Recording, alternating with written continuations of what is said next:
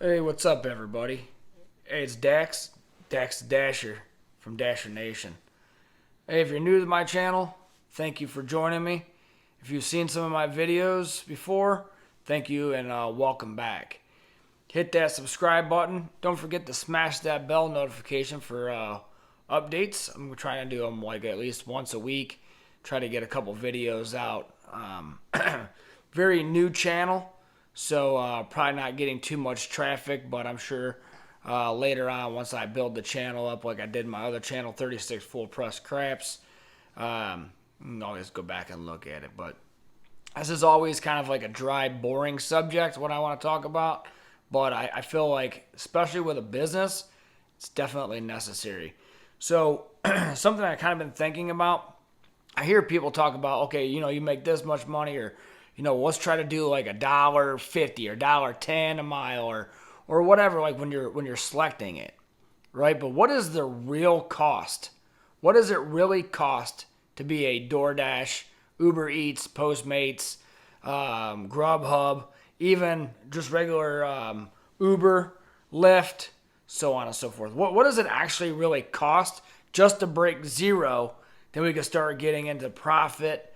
And that way, because out of that profit is where we're going to have to be able to try to grow our business. But with every business, either you have an initial investment or, however you want to look at it, right? So if you're doing DoorDash, there's a vehicle that's involved. So either you owe on that vehicle or that vehicle is paid off. That's great for today, but like all the other businesses I've ever had, you also have to look at, okay, down the road, that vehicle is going to diminish in value, right? Anytime you do any kind of accounting, you're going to have a diminishing value. It's going to bring it down to zero. So just to make this not so dry, which is going to be dry anyways, and I apologize. Hopefully that doesn't discourage you from, continuing to watch the video, because what I want to say is very important, and I haven't really heard anybody talking about it yet, and I've been watching a lot of videos. So you're gonna have to plan. So when your vehicle hits 110,000, I got a Nissan Altima. I have a 2015 Altima that's just over 100,000 miles. That we don't really drive it all that much anymore. Actually, one of the kids have it, but that car still runs like a top, right? But at some point, it's not when your car breaks or when it needs to be replaced. It's going to be it's something that's going to be happening. So you're going to need to factor that in. You're going to need to set aside money, like any other business, for when you need to replace and get new equipment, because without a vehicle, you're not going to be driving. So what does it say? Hypothetical. I just wrote down some numbers, right? So like I say, get a pen and paper and then kind of fill in yours. So a standard work week, 40 hours a week. I was just kind of looking through how I do my schedule, right? I work a couple hours for the breakfast, a pretty decent lunch. I try to do almost a whole lunch, 11 to 2:30, and then I do a dinner, 5 to 6 days a week. That's 51 hours of dashing time, approximately. It's going to be 51 hours. And then something I want to talk about later about how to find these averages is you have your active and your dasher time, right? So those kind of go hand in hand. The active time is how much you're actually on a delivery.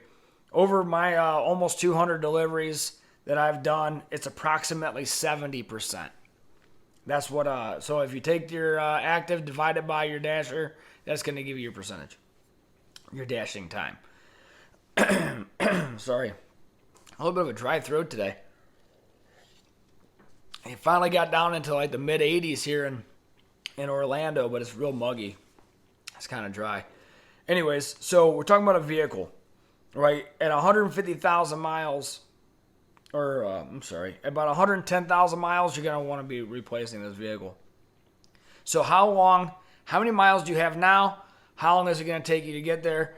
50 some hours a week. You're average about 2,000 miles a month. It's 24,000. So we'll say 48 months. So you're going to buy a car $15,000. Approximately, you should be putting away a month $75. Right? So that's cost of entry for this vehicle. Gas. Okay, yeah, I put gas in my car. Well, how much does it cost you? My car gets 26 miles a gallon door dashing. 2016 Ultima. Right? 2,000 miles a month divided by 26 gives you your gallons. 76 gallons of gas at $2.90. I'm looking at about $223 a month in fuel. Right? Tires, oil changes, all this stuff needs to get factored in. Right? Car insurance, cell phone. So I went ahead and kind of shortcut. I'm going to shortcut this for you a little bit. You can go ahead and factor all these in. Basically, you line item everything down. You add it all up, then you add your tax. If you do basic 20% tax that you withhold on your own, then you can do all your, you can get your 57, I think is what my my accountant said, 55 to 57 cents a mile. You can also do percentage for how much, sorry about that, I had a message. How much you can claim for your phone. There's a lot of factors that go in. It's all individual, but you can talk to your accountant about that. So approximately, if you set aside 30%, that should cover your tax, some of your cost, and that's also going to help you pad a little bit for purchasing a new vehicle. Right now, I'm kind of looking at a couple different things because I'm kind of tagging that upper around mid 700 a week, right? So if I calculate that right, I should be able to maintain this because I'm not doing anything crazy, right? I can post up like what my numbers are. I'm like about 150, almost 200. I'll definitely have well over 200 deliveries by this end of this week. I'm let's see, I'm a little over, pretty close to $300 and about 170 total right now for my deliveries. Can't remember exactly, but numbers are looking pretty good. But I write everything down, average it all out. At the end of every week, I take my my active hours, my dashing hours, like I do on my Sunday review. But I just really think that if you're going to go into business, any kind of business, you need to know what the real numbers are. How much does it really cost to operate this business? If you know that, then you can be well informed and making a good business decision. I don't want to say, oh, you're ignorant, but ignorance isn't a bad thing. It just means that you don't really know. But I've ran multiple different businesses, and I'm telling you, when it comes to the cost, you need to know what it costs so you know how much you have to make in order to cover those costs, or you're just working for free. So if I didn't bore you to death, please considering subscribing to my channel. I know it's a very small channel at this time, but as it grows, it'll get better. Like I said, I have another channel. I actually built a whole nation, a craps nation of multiple different channels that we all shared, talked. I mean, it was really good for a couple years with me relocating. I'm not really doing too much of that anymore. But if you're like most people, when you want to go to a casino and have some fun, if you want to actually know how to play, check out my channel. Feel free to subscribe over there.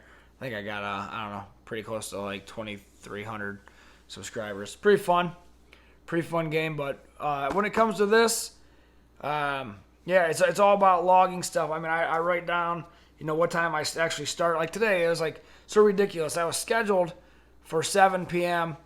I didn't even get my first order until 7:19. I wrote it down. I write down how much I took it for and how many miles. It's a little something that I just kind of do. Just make sure that I'm on track for what I want to do. I'm still averaging between high 19 and low $25 every hour. I mean, it's crazy. But obviously when you do your active and your dashing, and plus it doesn't really hurt that I have a really nice pocket of big mega strips of restaurants. And that's from my house heading to it took me about 12 minutes today to get to the University of Central Florida. But I just love it right there. There's University Boulevard, up and down the boulevard. It's just loaded from IHOP to all these Burger U, all these specialty restaurants, Chipotle, Chick-fil-A, of course, Panda Express, McDonald's, Taco Bell, Bell Taco. I mean, they have everything from sushi. And it's great because if you listen to what some other people, I think it's My Driver Mike or something, he talks about, picking up and dropping off. But if you stay within a 4-mile radius of where you pick up from any of these restaurants, it's going to drop you right into another hotspot. Literally, every time I cleared an order from 7:19 till 9 o'clock today, every time I cleared an order, they were adding on. I mean, it just went crazy. I've been averaging about 5 deliveries an hour, and that's why I've really been able to bang out a bunch of deliveries. But I just kind of found this nice little sweet spot that I like to hang out, and it seems like I'm getting a pretty good variety of anything from Zaxby's to sushi to IHOP to this place called Metro Diner. Absolutely love that place. And everybody's really good about getting the food. Even Chipotle, the one up here on Alafaya, which is closer to me, they do the Chipotle hub. I absolutely hate that. Because you're just kind of sitting around waiting. Like, they get your order and it's like you're sitting there for 15 minutes. Where this other one, I'm right there on University, and I don't know how many people are watching this from Florida, but everything is like 2 or 3 lanes and there's a divider. So you got to like go down, turn, and you got to U-turn, constantly U-turning. So I was like right there, and it's like Chipotle, and I clicked on it. It was like $5.50 for 1.5 miles, and it was like literally the apartments around the corner. And I think Bentley was talking about like finding a couple different ways, like universities, apartments. This place is just packed. So I was just literally dropping off, picking up this back and forth for about an hour and a half for my dinner rush, just because I was kind of cutting it short since I did breakfast and lunch already today. But anyways, if you got value from this video, I really appreciate it. And please, give me a thumbs up in the comments. Let me know, like, how many miles that you're driving, so we can kind of figure it out. I can help you out if you have any questions. Write in the comments, like, where is your section? Where are you working at? How long you been doing it? And I'm new to this. My daughter was actually doing it for a couple years back at home. And actually, their market's really kind of dried up in the Cleveland, one of the suburbs of Cleveland. But this is very overly saturated with drivers. I mean, that's kind of like the new thing. But yeah, you can definitely make really good money doing this, but you have to pay yourself first, and you have to put money aside. So if you appreciate you for sticking around, and just Sunday I'll get my weekly report out. So till later, you guys know what to do. Talk to you then.